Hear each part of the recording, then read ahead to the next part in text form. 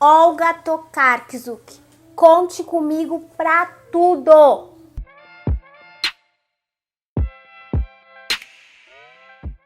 Olá, eu sou a Tami do Literatami e este é o vídeo sobre o livro Sobre os Ossos dos Mortos, da Olga Tokarczuk. Ninguém mais, ninguém menos que ganhadora do Prêmio Nobel de Literatura. Antes da gente começar a falar sobre o livro especificamente, eu vou pedir para você curtir, comentar aí embaixo caso você curta esse tipo de conteúdo, compartilhe por aí, porque esse é um jeito muito prático e eficiente de ajudar o canal a chegar mais longe.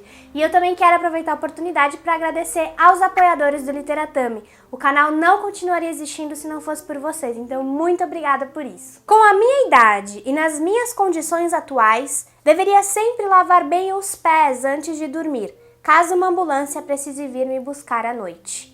Quem narra este parágrafo e todo o livro é a Senhora do Sheiko, protagonista narradora deste romance aqui da Olga Tokarczuk, que tem como cenário uma região muito fria da Polônia, próxima à República Tcheca, para onde ela diz que o sol foge depois de ver todos os absurdos que acontecem nesse vilarejo sem nome, é um lugar ali que não tem nome oficial, o que combina bastante com as ideias dessa protagonista, que é totalmente contra as nomenclaturas oficiais. Ela diz que os nossos nomes são totalmente equivocados e cada um de nós deveria nomear o outro de acordo com a emoção que o outro nos causa. Ela não gosta do seu primeiro nome e chama todo mundo por apelidos, por exemplo, os seus vizinhos Pé Grande e Esquisito, que logo no início aparecem aqui pra gente. O Esquisito bate na porta da Senhora do Sheiko durante a noite para avisar que o vizinho Pé Grande está morto.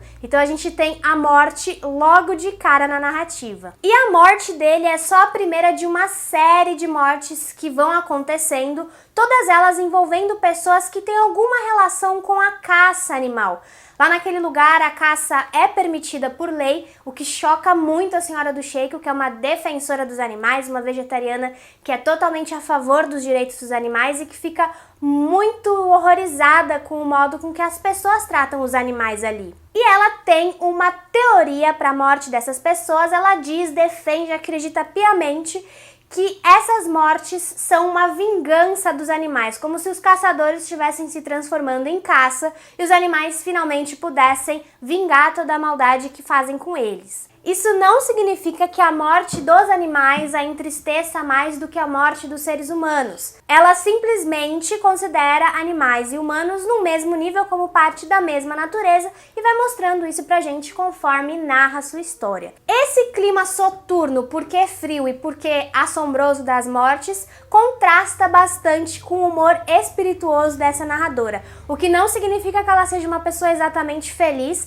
Na verdade, ela é bem embebida mesmo por tristeza, ela é uma personagem muito solitária, mas ainda assim muito bem-humorada, e ela vai trazendo várias associações inusitadas e bastante espontâneas, sempre com um quê de inocência combativa, sabe? O que nos dá a sensação de equilíbrio xadrez. É como se tudo tivesse ali muito bem harmonizado em relação ao humor dela e ao que acontece no exterior.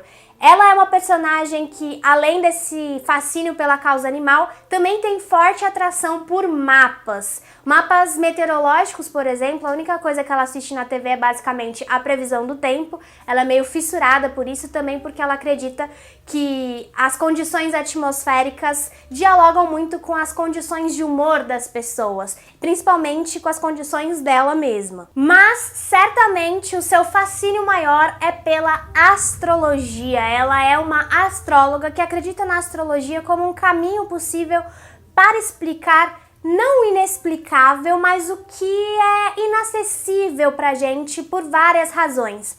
Ela acredita muito nessa coisa de alinhamento do mundo, sabe? De associação de todos os elementos, do grande contido no pequeno, e isso é muito importante pro modo com que ela vai construir a narrativa e contar essa história pra gente. Pra ela, o mundo é uma grande rede onde não existem elementos isolados. Tudo está conectado, o que faz dessa narrativa um grande mapa astral de todos os acontecimentos.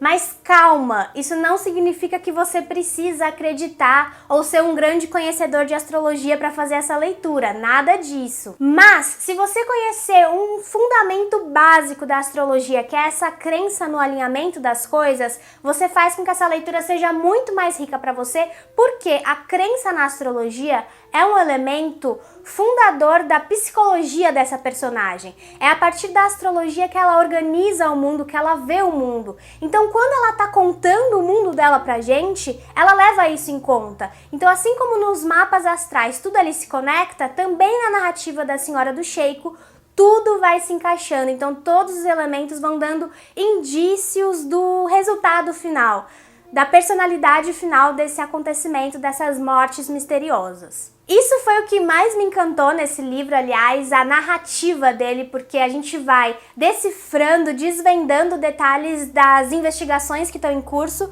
pela própria prosa, pelos elementos que ela escolhe usar para contar a sua história. Então é como se a gente fizesse uma leitura astrológica aqui, sabe? Essa é só uma chave de leitura, é claro, existem vários modos de ler o mesmo livro, mas é uma chave de leitura que, é claro, agrada a própria Senhora do Sheiko. Eu vou pegar aqui um trechinho para que vocês entendam o que eu quero dizer. É preciso manter os olhos e ouvidos abertos, associar os fatos, enxergar a semelhança lá onde outros veem uma completa discrepância. Lembrar que certos acontecimentos ocorrem em vários níveis, ou em outras palavras, muitos incidentes são aspectos do mesmo acontecimento. E que o mundo é uma grande rede, é um todo único, e não existe nada que esteja isolado. Cada fragmento do mundo, até o menor deles, está interligado com os outros através de um complexo cosmos de correspondências, onde uma mente simplória dificilmente penetra. E assim ela vai nos oferecendo grande contido no pequeno, às vezes através da descrição geográfica ou do modo com que ela enxerga o outro, como ela nomeia o outro. Tudo ali é um indício, é uma possível evidência do que está acontecendo. E nessa sua perspectiva panteísta de tudo, a gente vai enxergando umas espécies de obsessões que ela tem, que vão aparecendo várias vezes nesse seu mapa narrativo. A começar pelos ossos, que estão já no título do livro, né? Este título sobre os ossos dos mortos faz referência a um poema do William Blake, que foi um poeta do romantismo, então também muito apaixonado pela natureza, assim como a Senhora do Sheiko, e que ela faz traduções dos poemas do William Blake, e aqui neste caso esse título pode ter ao menos duas interpretações possíveis. Primeiro, o sobre no sentido de em cima dos ossos dos mortos, né, o que conversa bastante com a história da Polônia também e com a história que a Senhora do Sheiko está testemunhando, essa morte absurda dos animais. E a outra possibilidade é enxergar esse sobre como um a respeito dos ossos dos mortos, que é o que ela também faz. Ela está nos contando a história desses mortos, né, dos mortos animais e dos mortos humanos também. Outras manias que ela tem que vão escapando ali no texto, a sua fascinação pela ira, por exemplo. Ela adora esse sentimento, ela diz que a ira traz para ela uma espécie de lucidez transformadora, que é um sentimento de clarividência que ela acessa a partir da ira, e ela acredita mesmo que toda a sabedoria deriva da ira. Ela repete mais de uma vez que o mundo não foi feito para os seres humanos, e ele nos dá a prova disso todos os dias.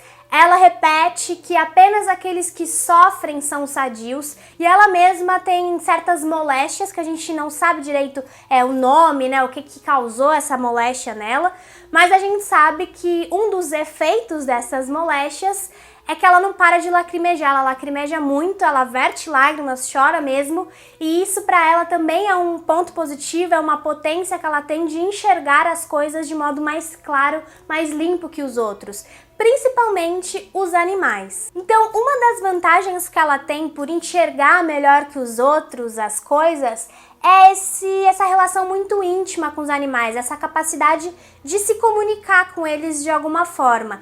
Ela realmente se coloca no lugar dos animais e se enche de revolta e de indignação com a atitude e o comportamento individual das pessoas em relação a eles, mas principalmente com as leis especistas que legalizam esse tipo de atrocidade, esse tipo de assassinato a céu aberto que acontece diariamente ali ao redor dela. Ela defende, e eu também acredito nisso, que a gente pode saber muito sobre um país e sobre a sua ideia de democracia a partir da maneira com que este país lida com os animais, como ele trata dos seus animais. Ela defende que os animais têm uma superioridade moral e um senso de justiça muito mais afinado do que os seres humanos, e a gente tirando eles da sua possibilidade de julgamento e de defesa, a gente se coloca num patamar superior de grande prepotência e contra a igualdade que deveria estar na base de qualquer sistema democrático.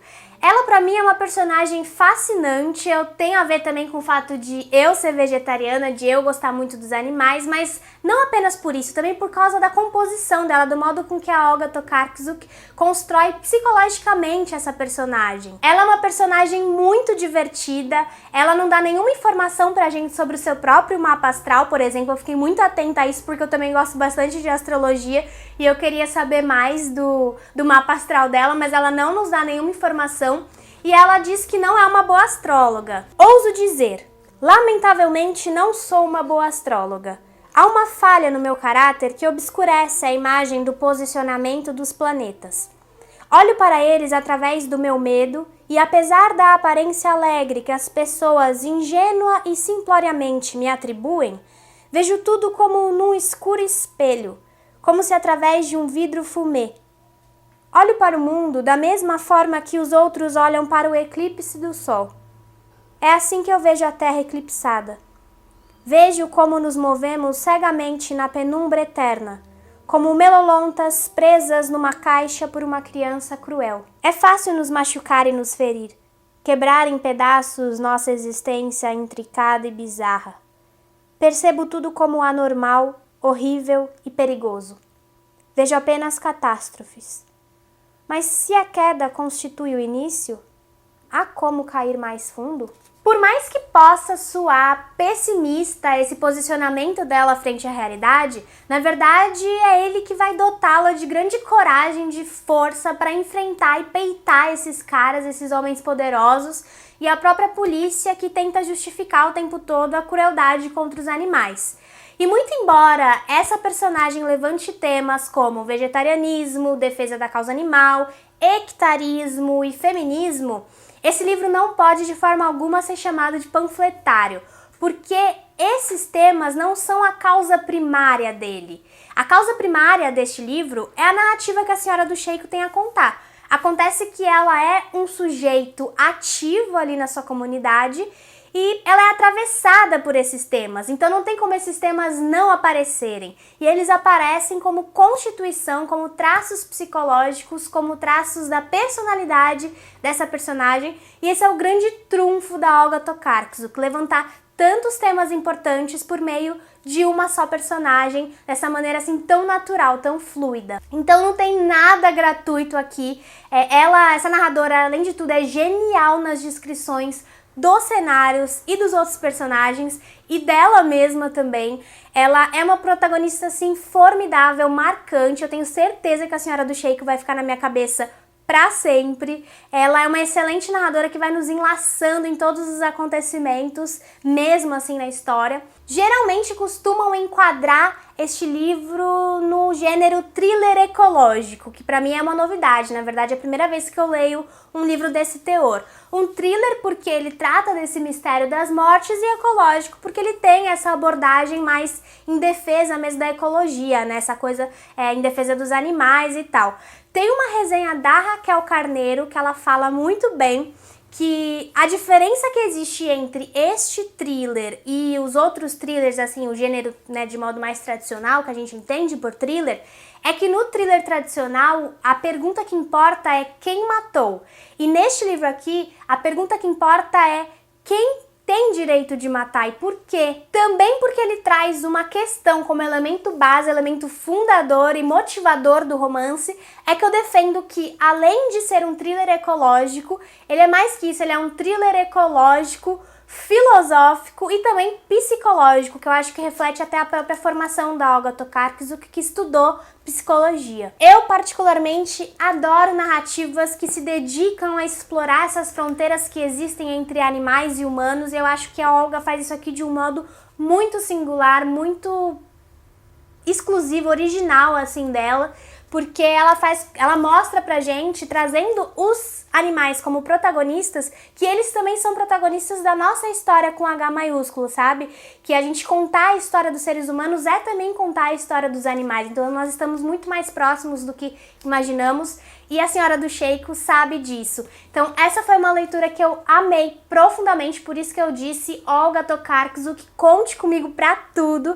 Essa edição lindíssima aqui é da editora Todavia, foi super elogiada pela própria autora, essa capa aqui, e eu adoro também, eu acho que mostra muito essa harmonia, esse equilíbrio que existe entre o sombrio e o lúdico, sabe? Gosto muito. A tradução foi feita pela Olga Baginska Shinzato e tá uma delícia de ler. Eu realmente acho que ela conseguiu manter a voz única da Senhora do Sheiko aqui nessa tradução. A vantagem da gente falar sobre um livro que levou o Nobel, uma autora que levou o Nobel de Literatura, é que normalmente tem muita gente falando sobre a obra desses autores, né? Então eu vou indicar para vocês aqui algumas referências. Eu vou começar falando sobre o filme que tem desse livro. Eu assisti ao filme, achei bem legal, assim, porque o enredo, porque é o mesmo enredo do livro, mas eu acho que ficou bem distante do...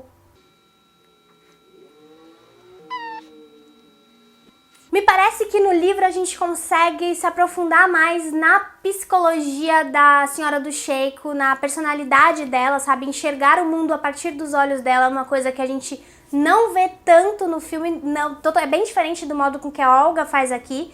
Então, nesse aspecto, o livro ganha bastante, por mais que eu não goste tanto de fazer comparação desse modo, né? Entre filme e livro, qual é melhor, porque são artes diferentes. Mas, enfim, não vamos entrar nesse mérito agora. É um filme que vale a pena assistir, porque é bem bacana.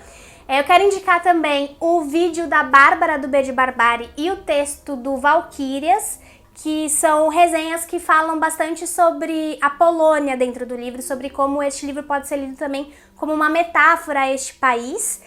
Vou deixar também a resenha da Raquel Carneiro, que eu citei aqui, e o vídeo da Aline Aimé, que fez um vídeo maravilhoso mostrando como a violência contra os animais é institucionalizada na nossa sociedade e é justificada por vários modos que deveriam ser injustificáveis, assim. Então é um vídeo muito bom, a Aline tem vídeos ótimos, fica a indicação. E se você quiser uma resenha do Literatame mais formal, você pode acessar essa resenha lá no site, tem um texto escrito sobre este livro em que eu falo tudo mais organizadinho. Mas é sempre pra mim muito difícil falar sobre livros que eu gosto, eu sempre acho que fica faltando alguma coisa, mas eu espero que eu tenha conseguido passar a mensagem que esse livro do sentimento que esse livro me causou. Gostei muito, acho um livro importantíssimo, delicioso para ler e uma aula de narrativa mesmo. Gostei demais. É isso, se você gostou do vídeo, por favor, não se esqueça de curtir, comenta aí embaixo caso você já tenha lido ele, se você está como eu, aguardando ansiosamente por mais publicações da Olga. Inscreva-se no canal se você for novo por aqui e acompanhe o Literatame nas outras redes sociais. Muito obrigada e eu vejo vocês no próximo vídeo. Tchau, tchau!